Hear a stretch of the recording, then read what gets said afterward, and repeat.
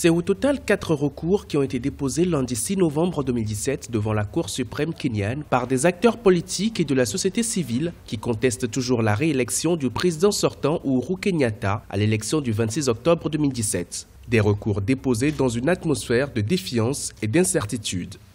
Personnellement, je donne très peu de chance aux recours qui ont été introduits parce que je pense que plus ou moins les gens ont retenu la leçon. Pour moi, on s'achemine tout droit peut-être vers la confirmation de l'élection d'Uhuru Kenyatta. On est parti peut-être pour un bras de fer à l'image de ce qu'on vit aujourd'hui au Gabon, où l'opposition ne se laissera peut-être, n'admettra jamais l'élection d'Uhuru Kenyatta. Nous serons peut-être dans une situation de ni guerre ni paix, mais ça n'empêchera peut-être pas le pouvoir élu de continuer peut-être à travailler. La Cour suprême kenyane, la plus haute juridiction du pays, dispose de 14 jours pour statuer sur les différents recours. La plupart des contestataires considèrent que l'institution devrait tout simplement invalider le scrutin du 26 octobre, dénonçant de nombreuses irrégularités.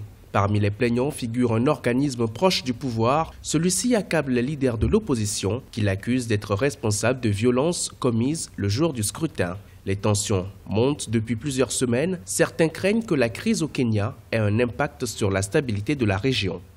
On a intérêt à ce que le Kenya retrouve le plus tôt possible sa quiétude. Autrement, c'est l'ensemble de la région qui est menacée et plus généralement par tous des criminels qui sévissent dans la zone de la Corne de l'Afrique. C'est dans l'intérêt de tout le monde de faire en sorte que le Kenya retrouve le plus tôt possible sa quiétude. Selon les observateurs internationaux, les responsabilités sont partagées dans la dégradation du climat politique au Kenya. Les Nations Unies ont appelé chaque partie à la raison.